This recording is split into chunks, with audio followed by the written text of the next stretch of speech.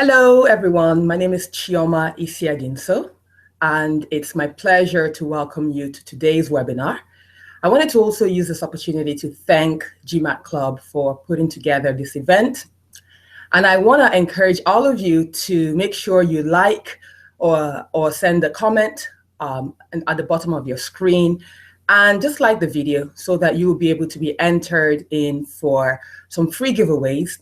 GMAT Club is giving away some free GMAT tests, and you definitely don't want to take this opportunity for granted, okay? So that's it. I'm going to just give you a couple of things in terms of what we're going to do and what you should expect, and then we'll get started. I'm Chioma Isiadinso. I'm the CEO of EXPARTUS. I'm also the co-founder of EXPARTUS. I started EXPARTUS a few years ago, over a decade ago, and it's been an incredible journey. I'll tell you a little bit more about that in a minute or two. I want to give you a sense of what to expect with our time today. This webinar is going to be about an hour in length, and I'm going to go over a few slides. I'm going to be teaching you some very specific things that will help you to be much more successful in the B School application process. In addition, I'm also going to open it up to questions. I always love hearing from you guys and getting your questions and engaging with you. So definitely take advantage of this webinar to shoot all your questions to me. I will save those for the second half of the webinar and make sure that I address all of that. Okay, so now I'm going to switch over to share my presentation so you can see it. And hopefully all of you can see it, so we'll get right started to it. This webinar is called How to Use Personal Branding to Stand Out and Get Admitted to Your Dream School. It's a bit of a mouthful. The key thing I want you to think about is really these two words, personal branding. Okay, and I'll talk a bit more about that. I've already told you a bit about myself. A couple of things I want to highlight. I was an admissions board member at Harvard Business School. And prior to that, I was the director of admissions at Carnegie Mellon University at their School of Public Policy and Management. And I've had the incredible opportunity to interact with applicants from amazing countries, applicants like yourself, and with very interesting backgrounds.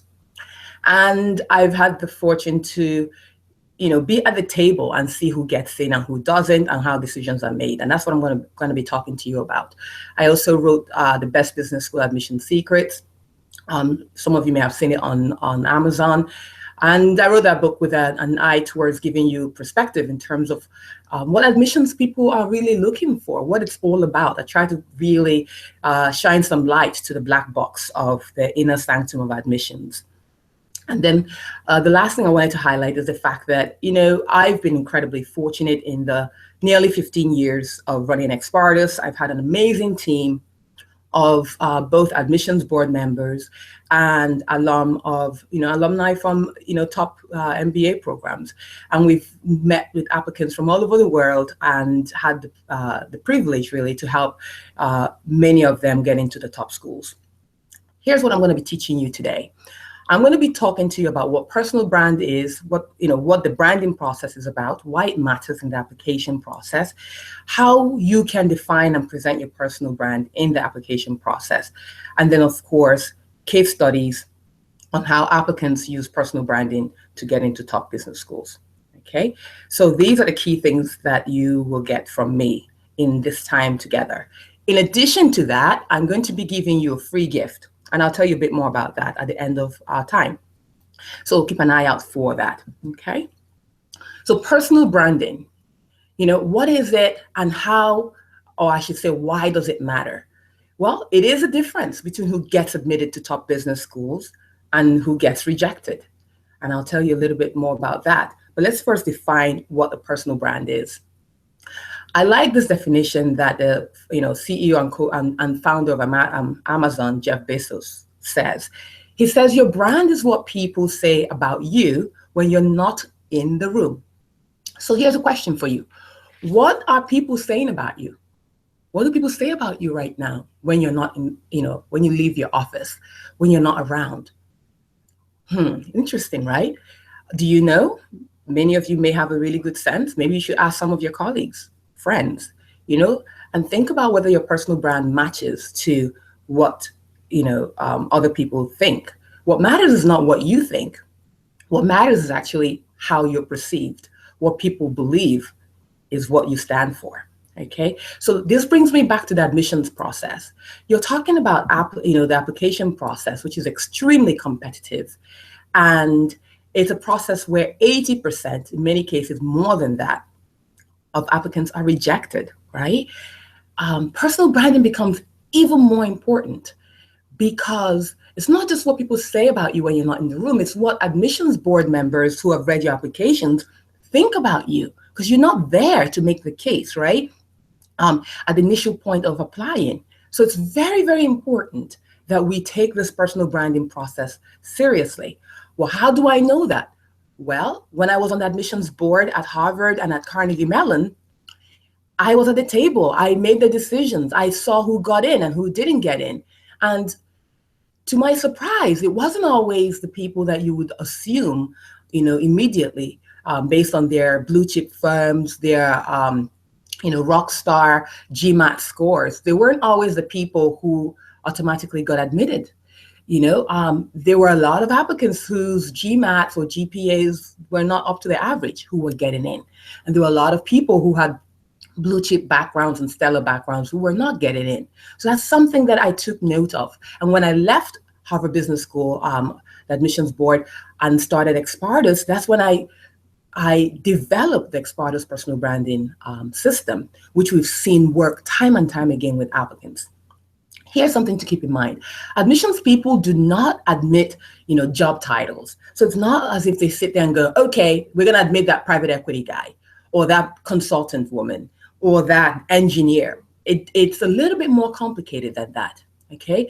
They want individuals who have a strong and compelling personal brands. That's who they admit. And I just have a couple of examples just to call out some things. I don't want you to think like this is like these are like the kinds of things admissions people like. I could have filled like 20 million slides, and many of them would be accurate representations of what admissions people want. In other words, there's so many layers, there's so many examples that you can have. The important thing is there isn't just one ideal example. So you have the engineer by day, musician by night. This was actually a former client of ours, So even though he had like this techie job and, he loved the engineering side of his work, he also was part of a band and he loved his music. And so when he wrote his application, and he felt that music was extremely important to him. So you couldn't separate his brand from, his music from his brand as someone who's creative and also someone who's an engineer. So he was able to write a compelling application that showcased the things that matter to him in an authentic way. Same thing with the adventurous consultant. You're not going to get into business school because you work at McKinsey, Bain, BCG, because you and I know so many people who are incredibly accomplished, from these firms who are, many of them are being rejected. And so the question is not, did they not get in because these schools didn't like, they don't like consultants that year. That's not what it's about. It's that it's very competitive. They're not going to take, everyone, right? They're going to say no to a lot of people. People who are successful are people who have been able to drill down and figure out what makes them who they are, what makes them unique, what makes them stand out. And whether it's the adventurous consultant, the creative, eclectic banker, whatever the real thing in your heart that differentiates you, that drives you beyond just your job description, that's what I want to encourage you guys to work on. So at this point, you're probably thinking, so where the heck do I start? How do you know your personal brand? Some of you already are ahead of the game here, and and God bless you, that's awesome. But, if you're like many applicants with whom we work, you may have a general sense, but you need a bit of help to really figure things out. Well, we're going to give you some tools of how you go about defining your personal brand. And the first thing we want you to think about in the personal branding process is you've got to do a brand audit. I know it's so tempting to just want to jump right in, start writing those essays. Time is against you. I always tell applicants this, the time you put into the personal branding process, just figuring out what your brand is, it's an incredible investment that pays off a million times over, because once you finally get to writing the application, you do it so much faster, so much more effectively, right? So invest in doing a personal brand audit. And we have a condensed or mini personal brand that's part of the worksheet that we're going to be giving away to you today. So do the soul searching, do the introspection, and figure out what your personal brand is. You've got to figure out what the recurring themes are, choose the best examples, and then the personal brand statement, summarize your story. Now, when it comes down to the personal brand audit, here's some things to think about. You've got to think about what your passion is. Don't tell me you don't have a passion. I've heard that once in a while from applicants. Everyone has a passion. Maybe that passion is dormant. Maybe you haven't really, done those things that really put a big, silly grin to your face. What is the thing that just really drives you? And it may not necessarily be tied to your job sometimes, okay? But figure out what you're passionate about. Figure out your values. Drill down, look at the skills. What do you do brilliantly, uniquely, your way? That's what you've got to hone in on. Okay, and what are the best examples that illustrate those stories? And then finally, what are your goals? Where do you see yourself? And it's not just simply like my short-term goal is this, my midterm goal is this, my long-term goal is this. Think beyond that. When you think about your life, what kind of a life do you want to have?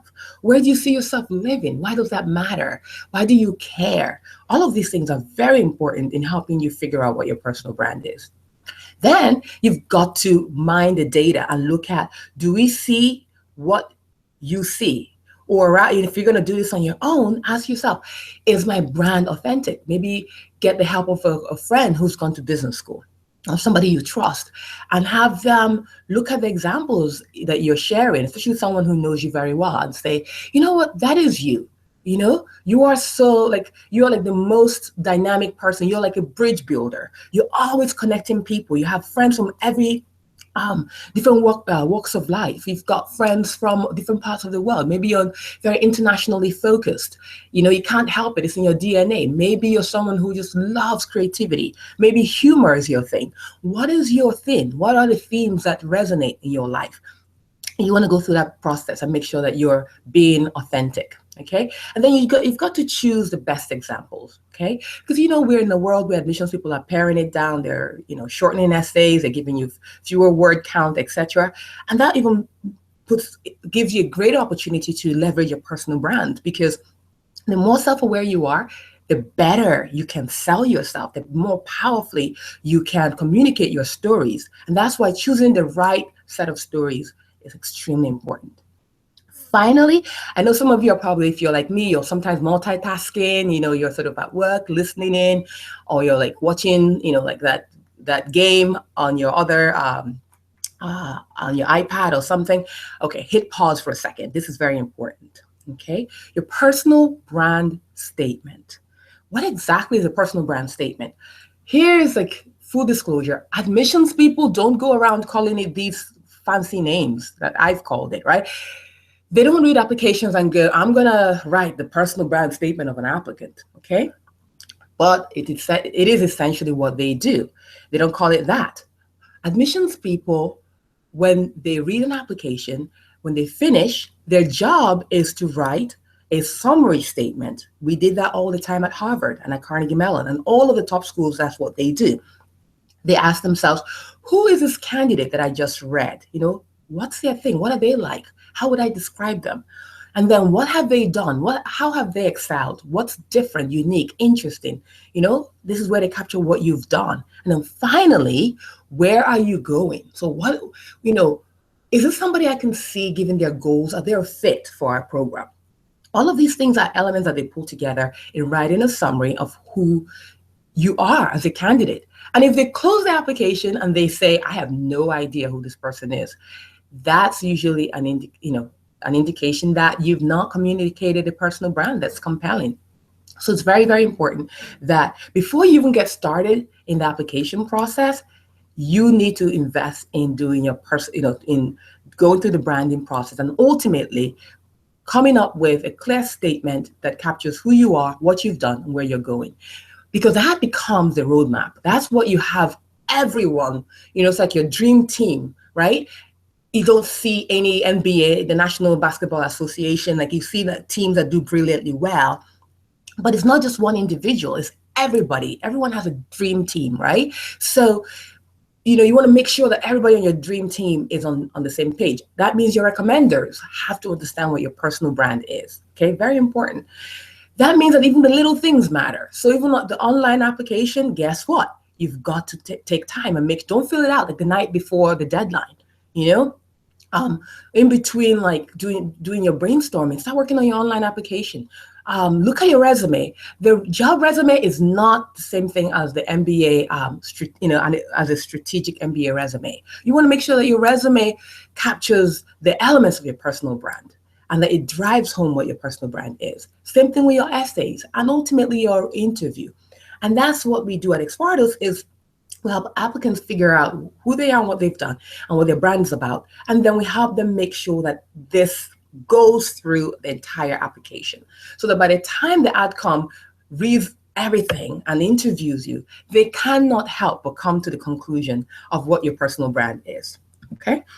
Now, I'm just going to spend just a few quick minutes to give you a couple of case studies, and then we'll jump into questions, okay? So we're going to look at Jane, and I've broken down the assessment in 3 categories. We looked at Jane's academic ability, we looked at her leadership, and then her uniqueness. Jane had a GMAT of 720. Could it have been higher? Sure. But the reality is, like, you guys have to stop fixating on the GMAT. Like as if like if you had a 760 or 780, automatically admitted. Absolutely, I'll tell you of a million different 760, 780s, 800 GMAT applicants who don't get in. So in her case, she had a 720. It was good enough, and that was as good as it was going to get. She knew she didn't want to retake it because she had taken it a couple of times and that was the highest score and she was happy with it. The GPA was a 3.6, could it be higher? Sure, but it was good enough. It was fine. She went to an Ivy University. She worked on Wall Street. So overall, generally, she was, I would say, strong. Leadership management potential.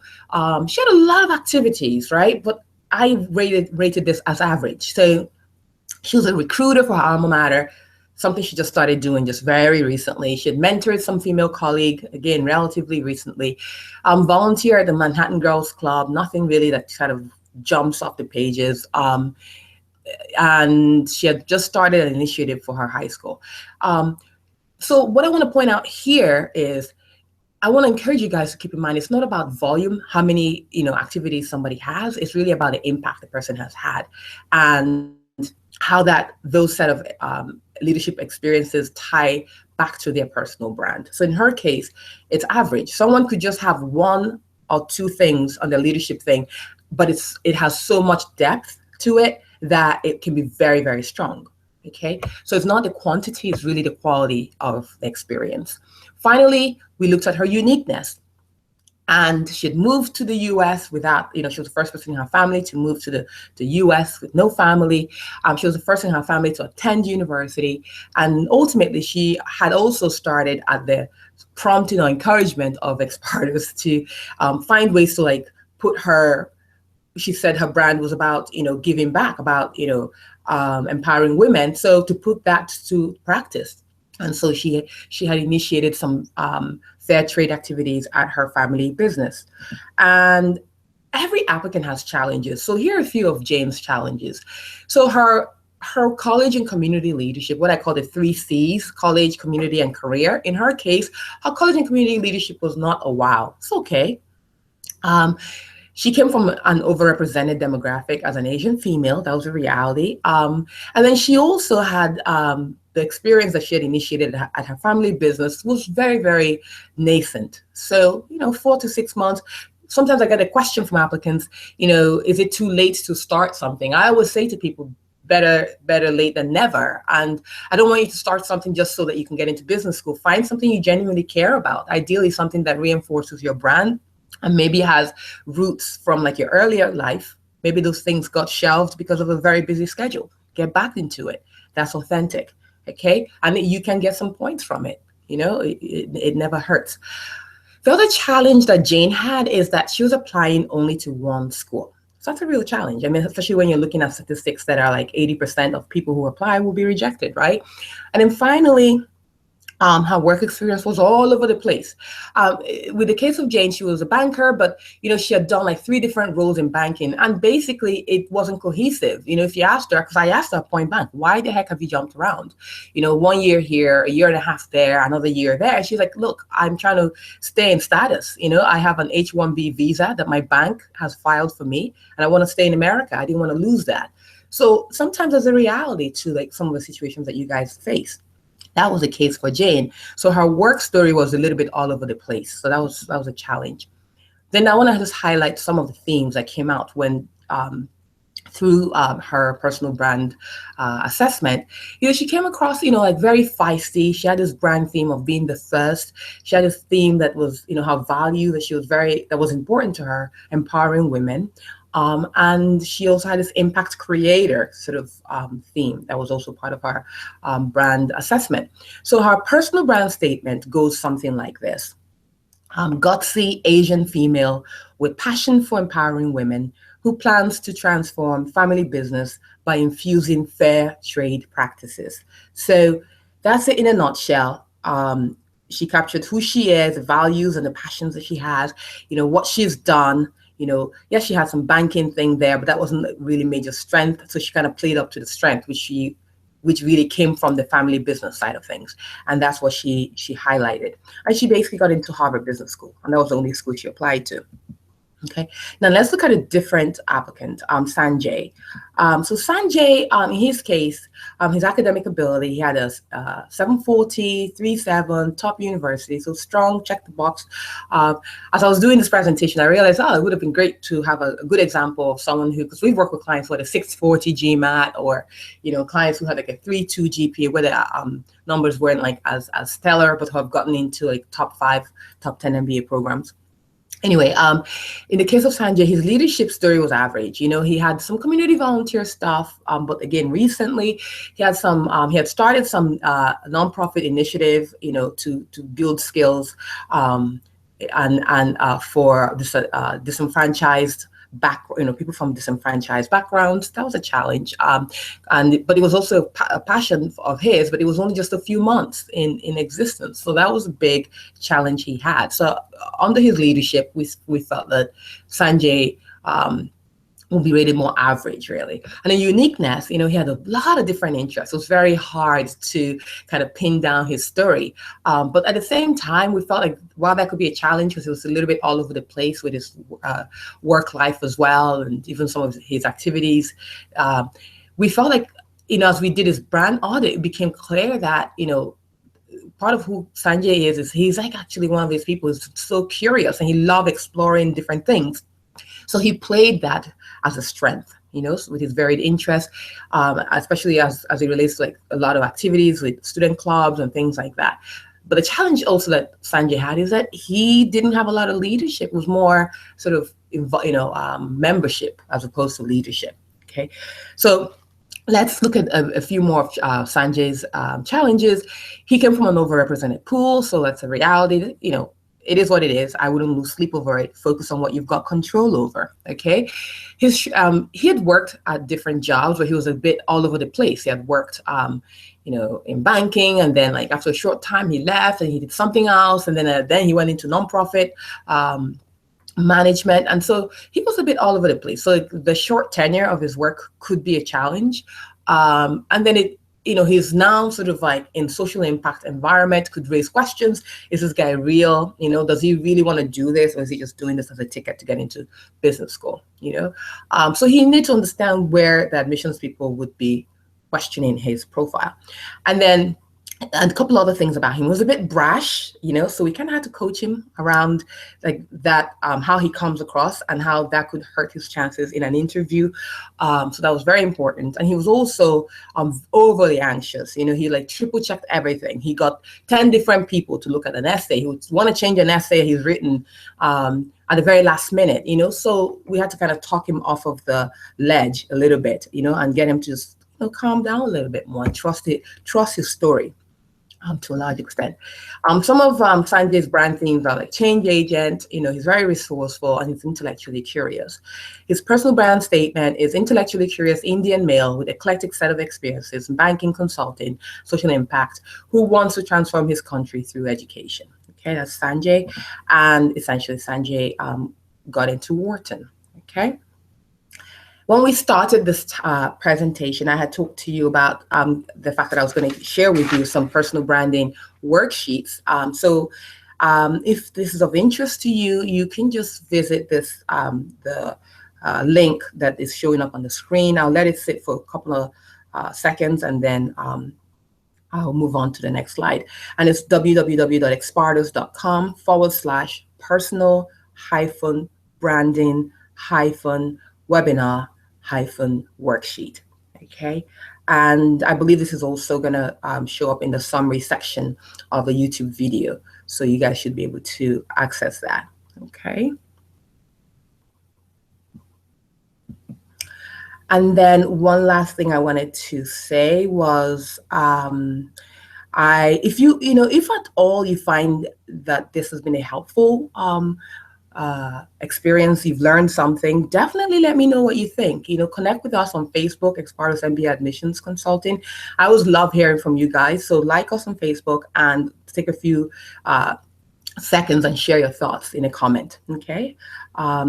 And I also wanted to point out that I'm going to be doing a series of other webinars. So I know today is the day that Harvard sent out the second batch of interview invitations.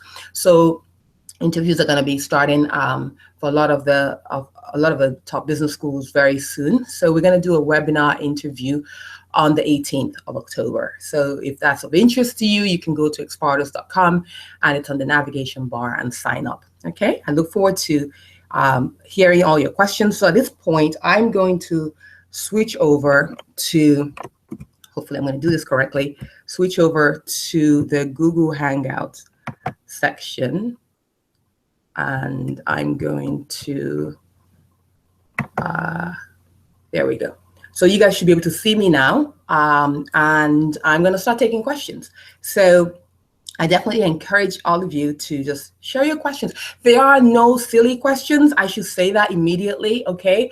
Think of this as like, a chance to ask someone if, when I was on the admissions board at these top schools, there are a lot of things I had to sort of tell you the party line, right? I wouldn't tell you what I think. I had to tell you what the school would have me say.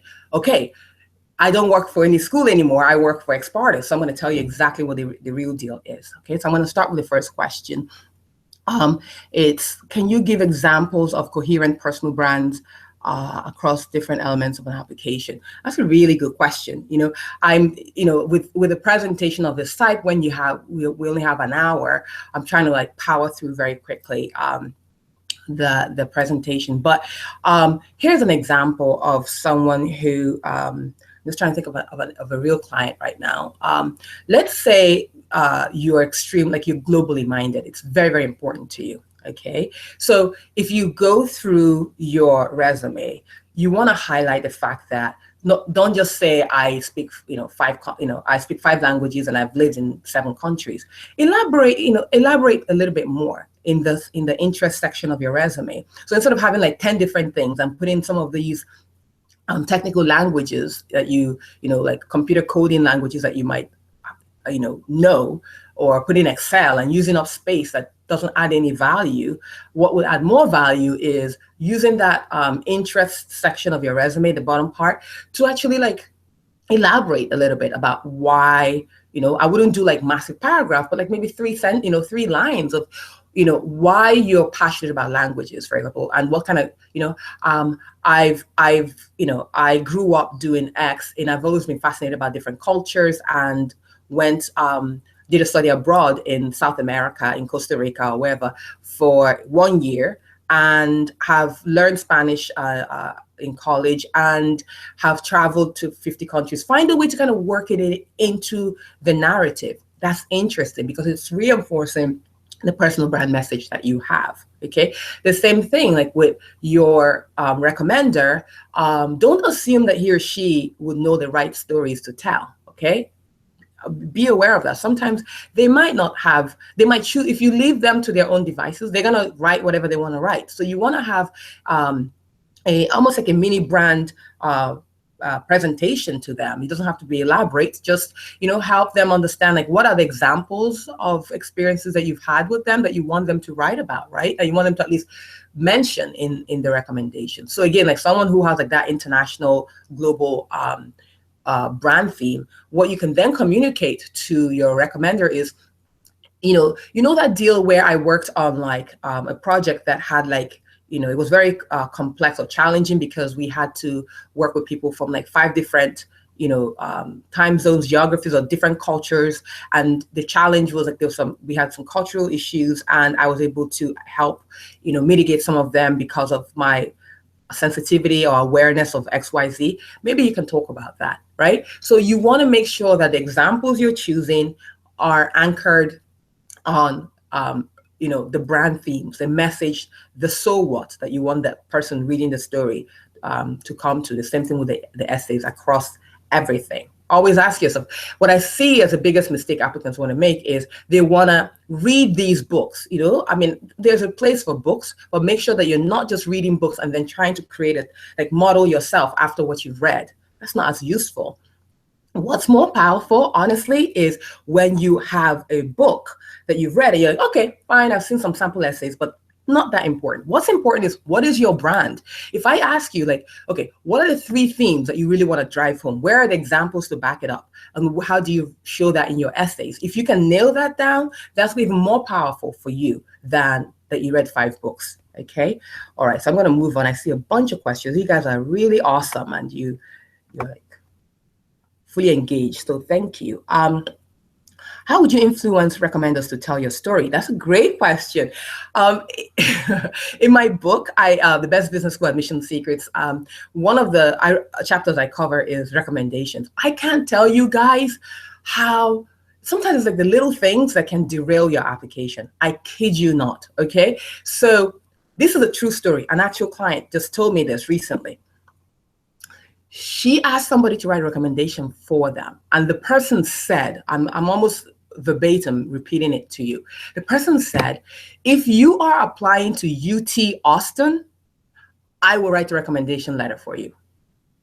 There's nothing wrong with UT Austin. It's a good school, but this is someone who was targeting Harvard, Stanford, and Wharton. And essentially he was saying, without coming out and saying it, I'm not comfortable writing a Wharton recommendation for you or Harvard recommendation for you.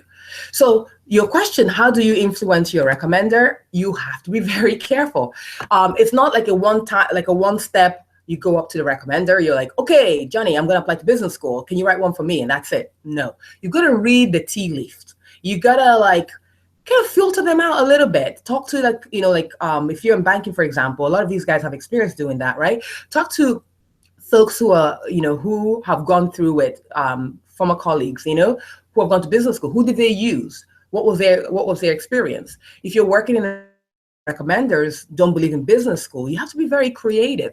There are some people who don't have MBAs or who haven't gone to business school who are perfectly fine writing recommendations. In fact, some of the best recommendations I've seen have come from people who haven't gone to business school.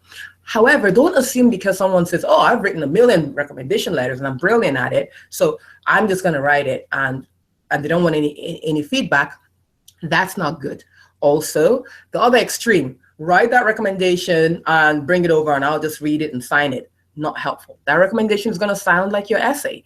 So you really want people who are brand champions. And I'm a big believer in that. And I talk about that where I highlight some questions you've got to ask your recommenders, or actually questions you've got to answer first before you ask your recommenders to write your recommendation. And then you've got to prepare them. You've got to give them something that kind of helps them to understand your brand and how to position you.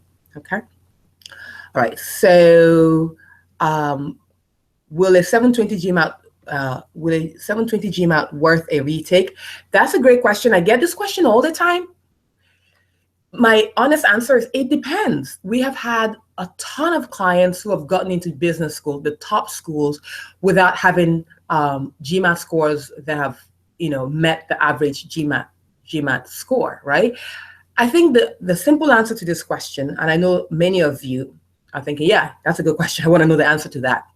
So the simple answer to this question is this. It depends on you and your own unique circumstance. Okay. For example, I like to use examples because I feel like it makes things real for you guys. We had a client who's Indian female, and she had taken the GMAT. She was planning to go round 1. Okay. And she was targeting Harvard and Wharton. And she planned to go round 1. She had made significant progress. She had a brand message clear. Everything was good to go. Her recommenders were making good progress. And then she took the GMAT. She had a 680 or 690. I don't remember now. And she asked me, she kept going back and forth. I said, I can't make that decision for you. You ultimately have to make the decision. But here's the thing. The question you've got to ask yourself is, can I get a higher score than a 680? And she said, definitely. And I said, why would you apply with a 680 when you can get a score that's higher? So ultimately, long story short, guess what? She retook the GMAT. She got, I think it was a 720. Again, it's still slightly below some of the school averages, but it was much better than the 680.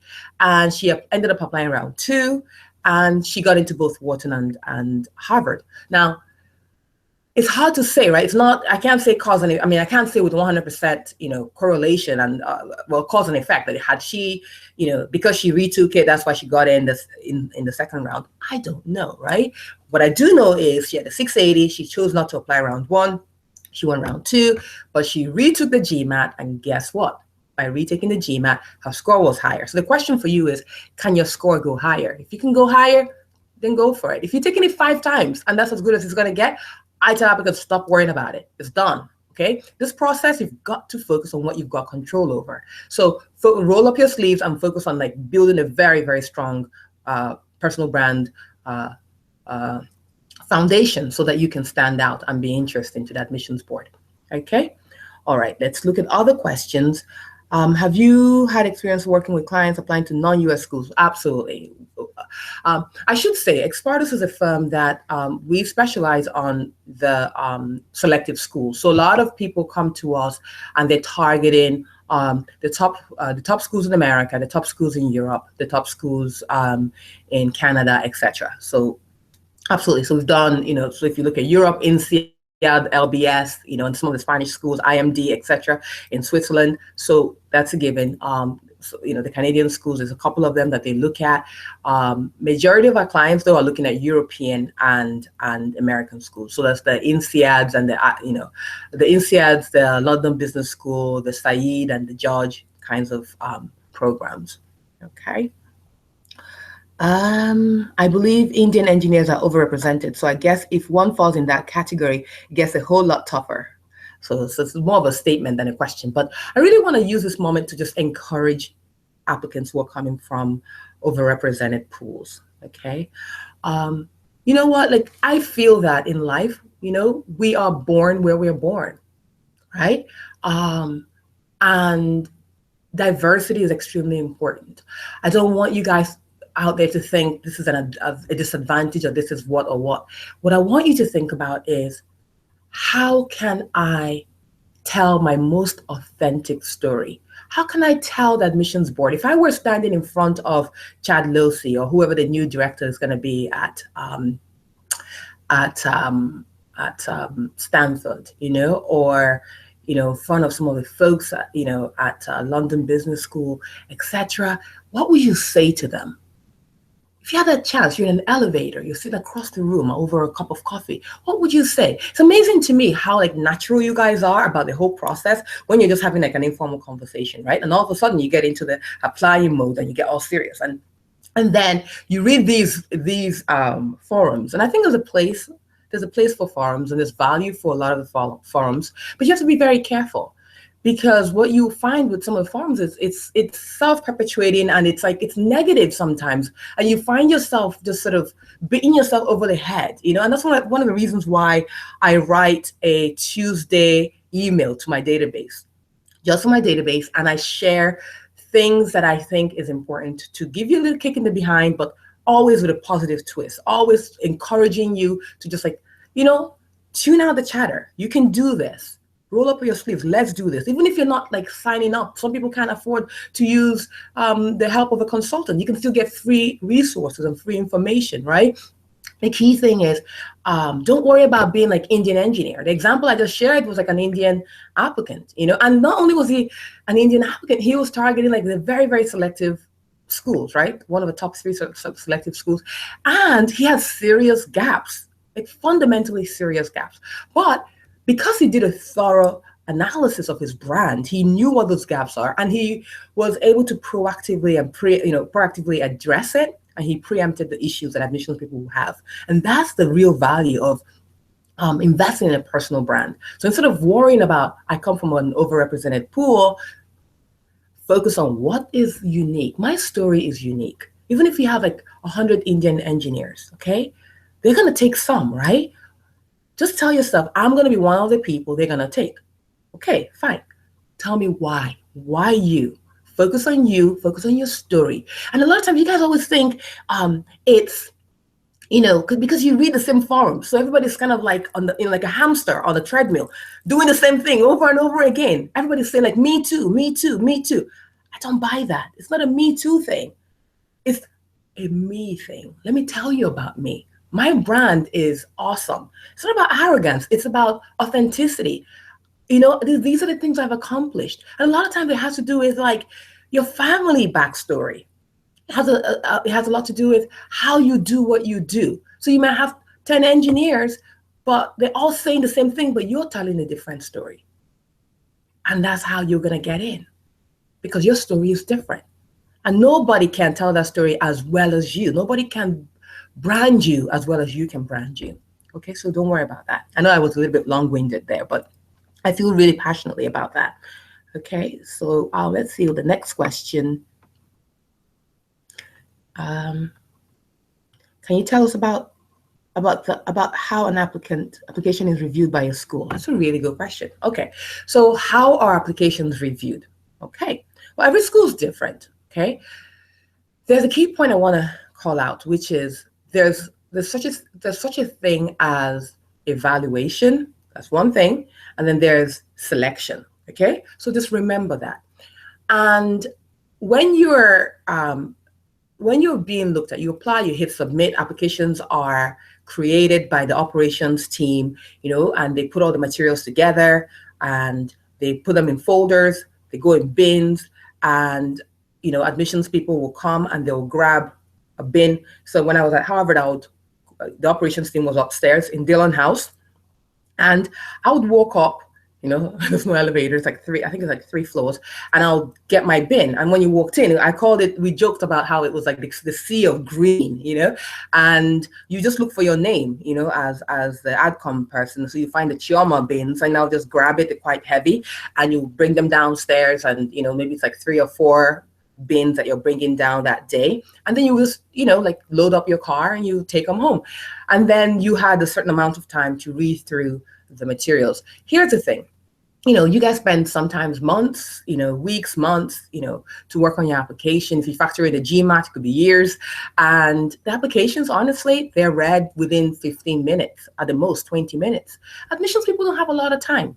They have, especially when you're looking at schools that get 9,000 applicants, 8,000, 7,000 applications, it's a lot of work. And it's not as if they have like 100 AdCom board members. They usually don't. You're talking about anywhere from 10 to 15, or 20 at the most. So it's not, do the math, right? So these guys are spending 10, 15 minutes reading the application. And that's why personal branding is so important, because once they go through all the materials, and hopefully you've done a good job communicating their materials, guess what? They've got to grab a pen. Okay, that's my pen. They've got a notebook. Well, it's usually like a form that's printed out, and they've got to write a summary.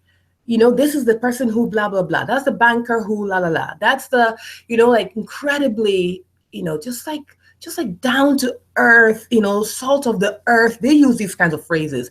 Applicant with a great, just like awesome, like interpersonal skills, like amazing emotional intelligence, things like that, and he like, he or she like, they did this thing at work that just was wow. And it's not the massive things, it's just the way you tell the story that connects with the outcome. So they'll capture that in the summary, and then they'll just be like, and they want to do XYZ, and they're fit. We like them. Let's bring them in for an interview. That's essentially what happens. So that's the evaluation process, right? And then from that point, all of these folders start out in a funnel, and all applications are reviewed at some level, right? So, they're read normally a couple of times, some more than a couple of times. And then decisions are then made to like push them towards an interview. For schools that, there are exceptions obviously, where you can invite yourself for an interview with a talk or Kellogg, etc. But when you're talking about like majority of the schools, you have to be invited for an interview. In the case of INSEAD, you get to be interviewed twice, and they invest a lot of resources in that. And the schools put a lot of value on the interviews. So the interview then gives them another data point they look at, and then the evaluation process is done. Now they've got to make a selection process. So sometimes applicants who are absolutely admissible, so they've passed all the assessment evaluation process, but they don't get in. Sometimes it's actually an issue of selection. There's just too many X in that category. Whether it's the demographics or it's the work background or things like that, So your job is to just always ask yourself, how can I represent my best self, my most authentic self? And that's where it goes. It starts and ends with your personal brand. Okay. So I hope that helped answer your question there.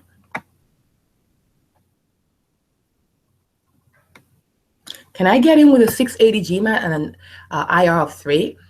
I think that's like an open-ended question, right? You can get in somewhere. I don't know what the rest of the application pool, your profile looks like. I don't know what your personal brand is.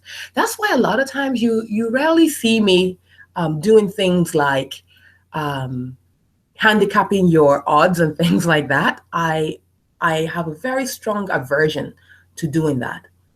Let me tell you why. Because I've been doing this for 50 years. I have seen applicants with like incredibly low GMATs, compared to the average of the school get in. I have seen applicants with, profiles that on paper one will think, it's not interesting. But when you dig in a little bit more, you find some very interesting aspects of that person's story. So I'll give you an example. Someone would say, like the schools like to see a lot of private equity people who have worked at the Blackstone, Carlyle, TPG, like the big sort of, whistles and bells kinds of environments. And I say that's not true. I think about a client of ours who came from the Midwest, and this was back in the time when before Stanford just came out with their Midwest scholarship that they're offering, right? And these people were, like she's very talented, very smart, but she chose to work for a smaller Midwest private equity firm. She did very, very well there. But, on paper, you would think, like she's not the kind of person that, like the top 3 or so schools would get excited about. But because I knew as a former AdCom person what the challenges were going to be, so she had to sort of position herself by identifying, why she chose to work for the firm. That's a question. You want to imagine the questions that admissions people are going to have about you and then address those questions. So important. And so that's what she did. So she addressed why she chose a medium-sized Midwestern application. She embraced, so a big part of her brand was her Midwestern background, her Midwestern mindset. But then she has to be very careful because she can't sound too narrow or too sort of like regional, because then she's not going to be exciting. So she had to then add other layers and showcase that some of the projects she's worked on had visibility, had more of a, it went beyond the Midwest and had, value that was more on a national or international level. So it's always a balancing act, right? So you want to always imagine how to differentiate yourself. So when I get the question, this GMAT and this, I can't answer that question, honestly, because there's a school out there that you can absolutely apply and get into. It's not a question of your GMAT and your IR score. It's a question of everything, okay? So are there people who have gotten into top schools with a 680? Absolutely. I've just received an invitation for interview. Woohoo! Congratulations. How can I further hone my brand to prepare for the interview? It's a really good question. First thing I would say is take a look at the branding worksheet that I'm going to share at the end of this webinar. That should probably help you to kind of tease out some of your values and passion and skills and the things that you really want to call out, you know. Then you want to go back. I don't know which school you got the invitation. I'm assuming it's an HBS one. If it's HBS, then you want to go through your application with a fine-tooth comb. Extremely important, because I get the question a lot, like, you know, how to prepare for you know, an HBS interview, just to pick on that particular school. And I always say to people, it depends. You can read all the essays, all the interview questions out there, but it's not really going to help you, because you might go into the interview and you don't get a single one of those questions. You're going to be asked questions that are based on your application. So without knowing what your application is, I can't tell you what to anticipate. And so the way we prepare our clients is, we already know what their personal brand is, you know, so we always go back to, okay, let's go back to the brand. How are you positioning yourself? You know, what examples? Have those examples in your back pocket. It doesn't matter what question you get. What's important is making sure that you answer the question, but that you use the right set of examples and that reinforce your personal brand message. So that's the first thing I would say. The other thing is definitely sign up for the free webinar we have coming up on the 18th. You know, it's going to be on our website, EXPARTUS.com. I think it's actually live now. So if you go to the navigation bar, you see that. And even if you haven't received an invitation for an interview, I think it's a very useful tool and resource that you guys can benefit from. If you want interview prep, we also offer that, and that's also on our website. So you can take a look at that as well. Okay, but congratulations, and just make sure you prepare. Don't be anxious, you know, just know your story inside out, and then go in and be your authentic self. Okay, I'm trying to, this is how you know I'm getting old. I need to wear glasses because I'm trying to squint through some of these messages. Do schools like Harvard or Wharton group applicants like Indian IT male, Asian female, being Indian living in Canada, resident with undergraduate of work experience, both from Canada, affect? So I'm assuming you're saying like you're Canadian resident of Indian background.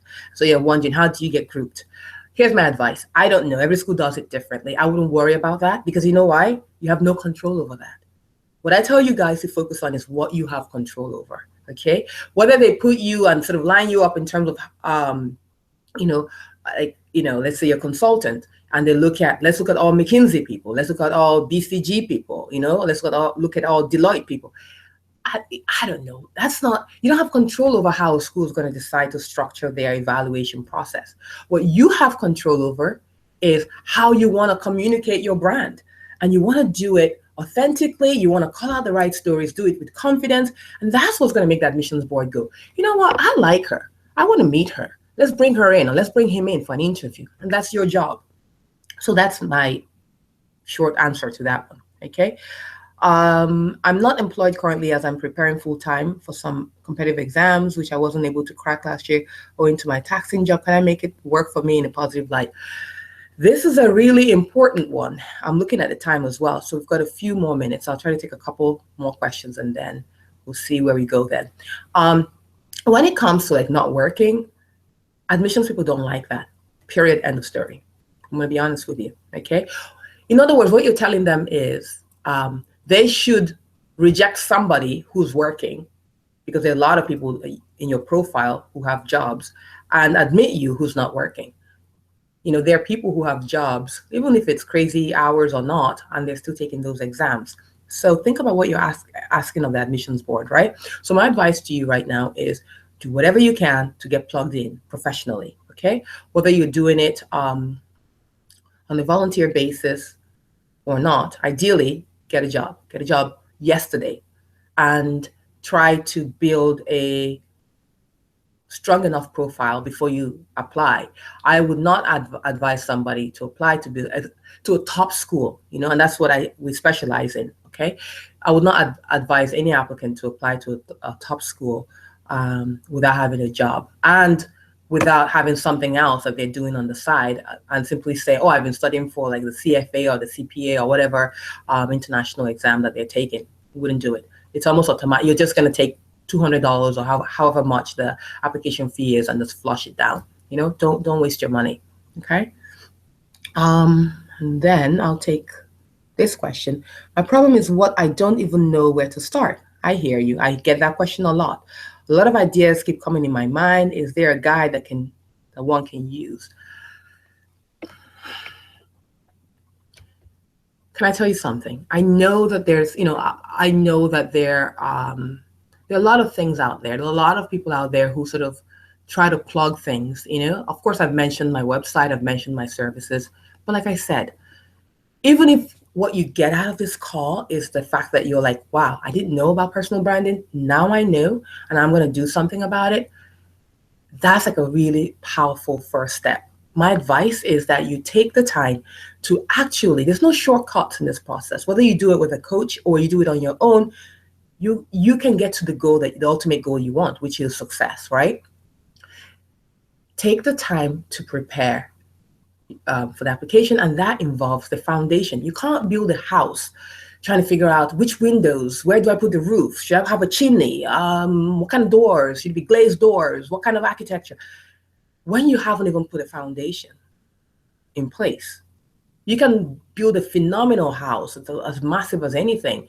But if you don't have a firm foundation, it's not going to stand up to scrutiny. The personal branding system that we've created is a system I created based on experience working for one of the, if not the most selective schools out there. And it's worked. It's worked so well that I'll give you an example. We've even had a client who was a third-time reapplicant. He came to us on the third try, and he got into Harvard. True story. And when we saw his old application that he did on his own, we said, here are the mistakes. First of all, you didn't have a strong personal brand. I don't really understand what it is you want to do. It doesn't make sense. You can't justify it.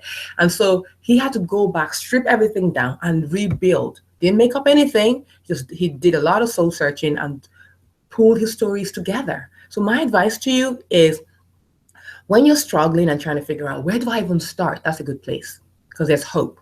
Okay? I promise you, if you invest in the process of doing the soul searching, the self-reflection, so that you can pin down what your personal brand is, it takes a little bit of time. Once you have that nailed down, you will find that the application process is a lot smoother, a lot easier to do. So that's my advice for you on that. Okay. Okay. I think looking at the time here, it looks like we still have about 3 more minutes. I'll talk fast. Let's see. Why do these schools ask for your current income? And when they say they will verify that info, what do they mean? That's a good question. Trying to think of the best way to answer this. Okay, so at a minimum, they want to have statistics, right? They want to know, like if you say you're working at this firm or in this industry, they have a lot of data. Applications, provide a lot of data, right? So they already know what, applicants in the past make. Many of them are coming from the same, many of the AdCom people have the same backgrounds, right? So they know what, an average salary is for somebody who works at Amazon in a product role. They know what an analyst at Goldman makes. They know what a typical bonus looks like for a lot of the usual suspect firms, right? So you have to wonder, why do they want that data? I think part of it is just statistics. They want, some analysis that they want to do in-house, fair enough. But I also think that it helps the person who's reading the application to kind of calibrate. In other words, let's say someone's an investment banker and their salary is significantly lower and they're working in the US. The salary is lower, their bonus is lower. That can be a red flag. That can sort of trigger that, yes, this person might have a glowing recommender or recommendation letter, but at the firm, he or she is not really performing, to their peers, right? So look at everything. These guys don't ask questions randomly. They're very, very busy. Every question they ask is important. And what the questions provide for the admissions people is context. So if there's another thing I want you to remember, it is this: context is important. Admissions people are trying to build a context. Ask yourself, why do they ask all these questions about your dad and your mom?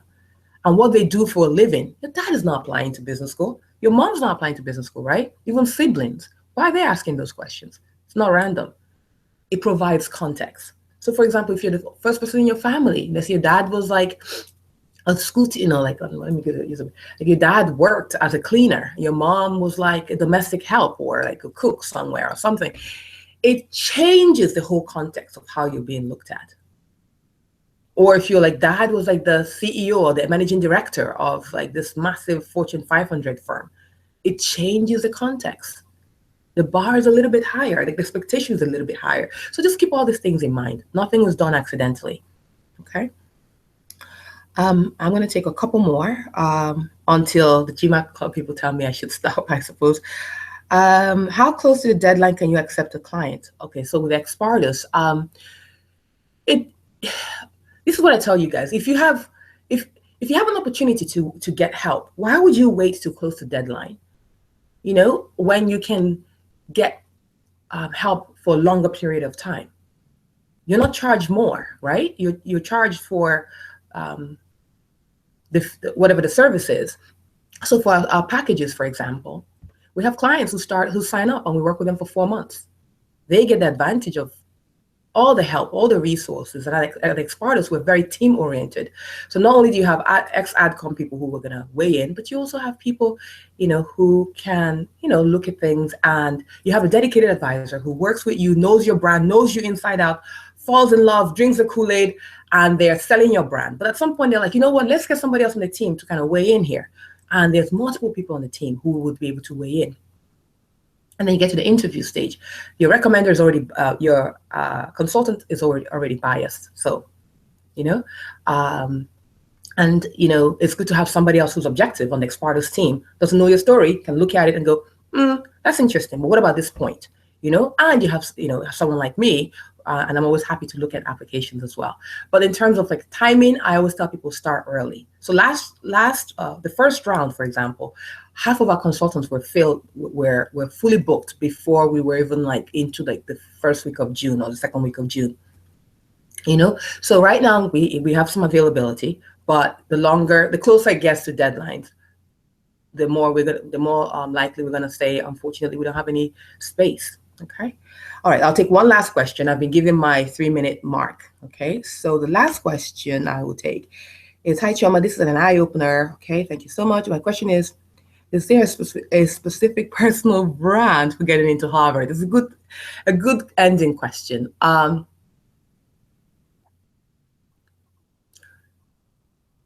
I'm smiling because I'm thinking about all the blogs, all the different things I've written about different schools, about branding, etc. You can go to our blog, by the way, because you can learn a lot more about what's in my head and what some of the ideas that I have that I share with you guys. And definitely sign up for our database, because then you get my weekly messages that I share with our database. But I wouldn't say there's an exact brand. What I can tell you is that if you think about the people who are successful at Harvard, what they've been able to do with the application is they've been able to showcase their personal brand, highlighting leadership.